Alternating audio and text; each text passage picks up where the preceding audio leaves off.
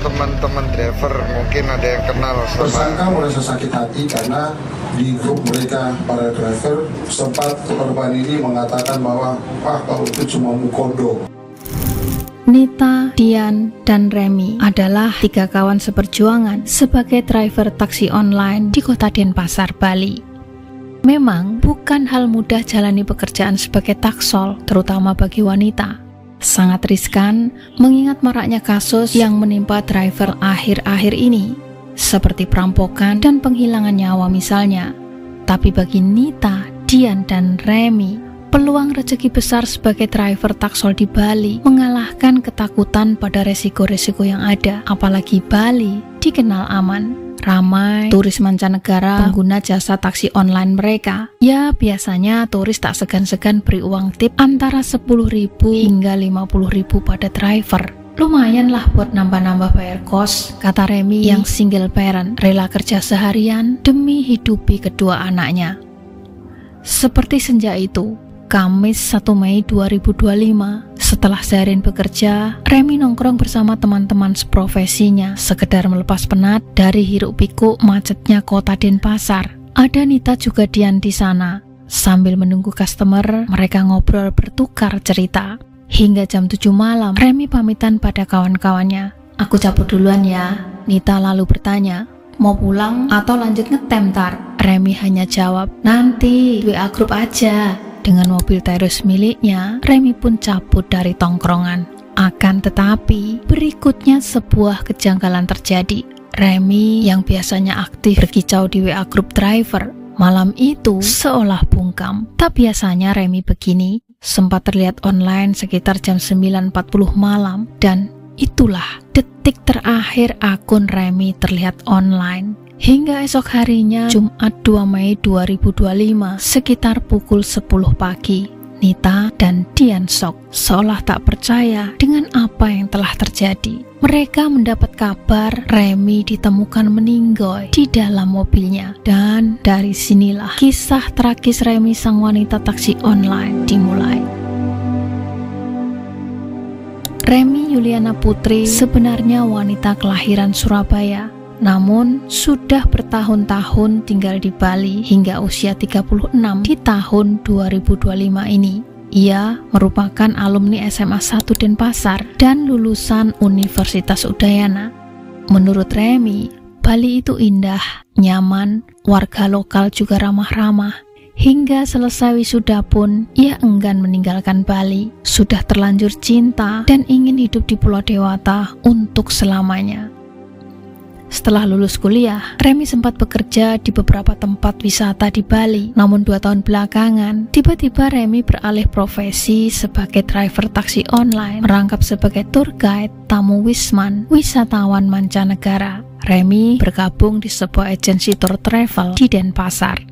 Tampaknya Remy menikmati pekerjaannya. Ia selalu tampil ceria, gesit, setia kawan, dan berdedikasi tinggi pada pekerjaan. Setidaknya itulah yang dikatakan Dian dan Nita, kawan kentalnya. Dari profesinya ini, Remy merasa cukup untuk hidup sebagai single parent, juga bagi kedua anaknya yang masih sekolah. Tapi pertanyaannya, kenapa harus jadi driver taksi online? Tak adakah pekerjaan yang lebih layak baginya sebagai lulusan sarjana? Bukankah sangat beresiko bagi kaum wanita? Lagi-lagi, jawabannya tentu karena Bali itu aman menurut Remy. Jarang terjadi kasus kriminal. Ada sih, tetapi tidak sebanyak daerah lain di Indonesia. Benarkah demikian? Sampai suatu ketika, Remy berkenalan dan menjalin hubungan dengan seorang pria asal desa Tunggul Gondang, Sragen, Jawa Tengah, bernama Galuh Widyasmoro. Jadi, hubungan asmara mereka ini aman ya, karena sama-sama single. Status Galuh, duda 2 anak, walau usianya masih muda, yakni 26 tahun. Ya, usia Galuh jauh lebih muda 10 tahun dari Remy. Namun, usia bukan penghalang, sebab Remy ini memang pandai bergaul dengan siapapun. Dikatakan mereka ini bertemu saat Galuh pertama kali merantau ke Bali. Turun dari bus Solo Denpasar di Terminal Ubung. Kebetulan, taksi online yang dipesan Galuh, drivernya Remy. Di dalam mobil sempat bertukar cerita hingga tukar nomor ponsel lalu memutuskan menjalin asmara. Tak banyak dikisahkan bagaimana sejoli ini menjalani hubungan. Yang jelas, Galuh sempat menganggur beberapa bulan semenjak di Bali. Biaya hidupnya ditanggung Remy. Tapi tak masalah bagi wanita supel ini asal Galuh serius dan setia padanya. Bukan hanya itu, peluang jadi driver online pun disiapkan untuk Galuh. Remy merelakan mobil Avanza miliknya digunakan Galuh, dan ia kredit mobil Terios baru untuk dirinya bekerja sehari-hari. Dan mereka pun menjalani profesi yang sama, yakni driver taksi online atau kerap disebut taksol. Begitu besar kasih sayang yang ditunjukkan Remy pada kekasihnya ini. Boleh dibilang, Remy percaya kekasihnya adalah pria idaman yang akan mendampingi sepanjang hidupnya. 1,5 tahun berjalan, hubungan mereka pun semakin intim. Hal ini juga berarti semakin terlihat karakter sifat masing-masing. Sejoli ini kerap ribut. Yang jelas, Galuh pria pencemburu, pemicu pertengkaran. Galuh kerap mendikte kekasihnya pada hal-hal sepele atas nama cemburu. Galuh bahkan khawatir Remy dirayu penumpangnya sendiri, lalu merebut kekasihnya itu. Akibatnya, ia selalu melacak keberadaan Remy melalui GPS, semacam dikuntit secara online. Nah, hal ini membuat Remy risih dan merasa kebebasannya dalam bekerja dibatasi. Sebegitu besar Remy berkorban materi dan kasih sayang pada Galuh, seolah tiada artinya. Menurut kawan-kawan Remy, benar, Galuh ini sepertinya pencemburu dan kekanak-kanakan. Remy kerap dibentak di hadapan kawan-kawan seprofesi. Bahkan gilanya lagi, beberapa kali wajah Remy tampak memar akibat ulah kekasihnya. Uang, pekerjaan, kasih sayang, semua telah diberi. Kurang apa lagi sih ini cowok? Gitu komentar Nita dan Dian ngedumel kesal. Mereka tak menyukai sifat Galuh. Sahabat Riosti, yang namanya kesabaran pasti ada batasnya kan ya? Sebagai wanita yang sangat support terhadap kekasih, rupanya Remy mulai merasa lelah, mulai sadar dengan siapa dirinya bermain. Dirinya menyesal memberi kepercayaan dan pengorbanan, toh akhirnya tak berarti di mata Galuh. Remy mulai move on, memutuskan jaga jarak, setidaknya menghindar dari tindak kekerasan yang kerap diterimanya dari Galuh.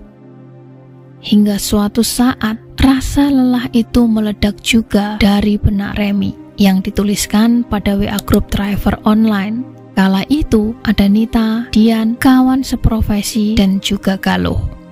Entah mereka sedang membahas apa, tiba-tiba Remy menyinggung Galuh dengan menulis, apa? Kamu kan Mukondo? Sekedar info ya, bagi yang belum paham kata Mukondo adalah orang yang tidak mau bermodalkan apapun dalam sebuah hubungan. Maaf admin samarkan ya, Mukondo adalah modal konyol doang. Tentu kata konyol itu juga plesetan. Nah, apa yang ditulis Remy yang mengatakan dirinya Mukondo ini membuat Galuh naik pitam. Apalagi disampaikan di WA grup, membuat dirinya malu di hadapan komunitas. Tapi Galuh bergeming, tak membalas kicauan Remy. Kali ini Galuh mencoba menata emosi, dan Remy sama sekali tak mengkoreksi kata-katanya tersebut, membiarkannya berlalu begitu saja. Namun tak menyadari apa konsekuensi dari kata Mukondo untuk kekasihnya tersebut. Esoknya, 28 April, Galuh bekerja seperti biasa. Ada raut gelisah di wajahnya, masih terngiang kata Mukondo di otaknya. Benih-benih benci mulai menguasainya. Ogah mendengar nama Remy, apalagi bertemu. Untuk sementara, ia memutuskan menghilang dari komunitas akibat menahan malu. Sepulang kerja, Galuh sempat mampir ke rumah kerabatnya di kota Denpasar untuk meminjam pisau yang entah untuk apa, lalu pulang ke kos. 3 hari setelahnya, tepatnya 1 Mei 2025, jam 7 malam, saat nongkrong bersama kawan seprofesi, tiba-tiba sebuah chat masuk di ponsel Remy. rupanya cat dari Galuh. Galuh mengutarakan maksudnya bertemu untuk membalikan mobil Avanza milik Remy. Remy pun setuju dan berpamitan pada kawan-kawan dari tongkrongan dengan mobil Teriosnya menuju Jalan Mahendra Data Denpasar Selatan menemui Galuh. Jam 7.30 akhirnya mereka bertemu di depan minimarket. Galuh menyelipkan saupi di pinggangnya. Lantas dengan Terios yang dikemudikan Remy, mereka menuju gerai drive-thru untuk memesan makanan cepat saji, lalu lanjut jalan-jalan. Kali ini mobil menuju kawasan Gua Gong. Jam 9.45 mereka tiba di sana, makan bareng di dalam mobil sambil ngobrol. Namun ketika Galuh mengungkit kata Mukondo, disitulah pertengkaran hebat terjadi. Entah kenapa, kali ini justru Remy yang kalah sambil mencakar wajah Galuh. Galuh yang semakin emosi, akhirnya menancapkan saupi sepanjang 27 cm itu ke helm Remy, membuatnya meninggoy seketika. Kejadiannya begitu cepat. Setelahnya, Remy direbahkan di jok tengah. Lalu, Terios merah marun itu diparkir rapi di depan sebuah kontrakan kosong di Jalan Kertadalam, Sidakarya, Denpasar Selatan.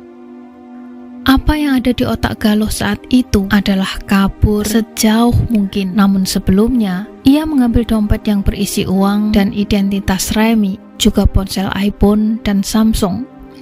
Galuh lalu hubungi seorang kawan untuk menjemputnya, lantas meninggalkan mobil Terios horor itu. Keesokan harinya, 2 Mei 2025 jam 10 pagi, seorang warga melaporkan penemuan mobil Terios merah marun tersebut pada pecalang setempat karena ada sesosok wanita di dalamnya dengan bekas cipratan tinta merah di mana-mana.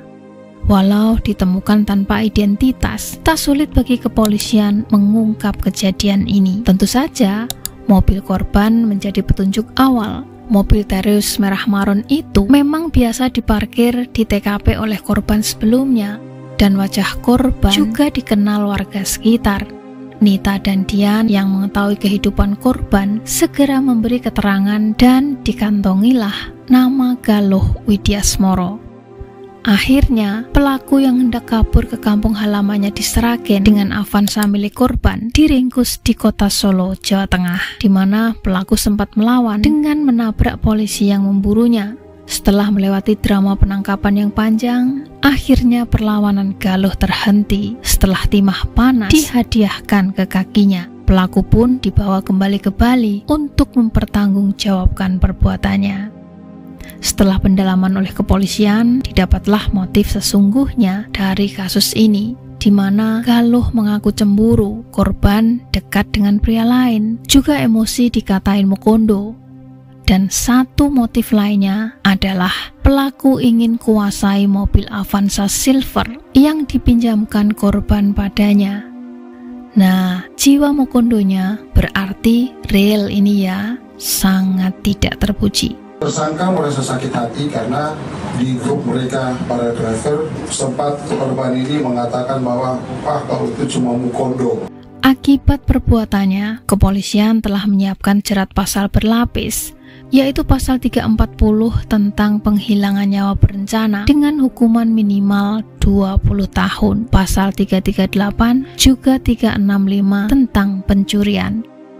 Sekian dulu ceritaku hari ini. Mohon maaf jika ada salah kata atau ada pendapat berbeda, dan bila ada tambahan informasi lainnya, silahkan share di kolom komentar. Resti pamit undur diri, sampai jumpa di video selanjutnya.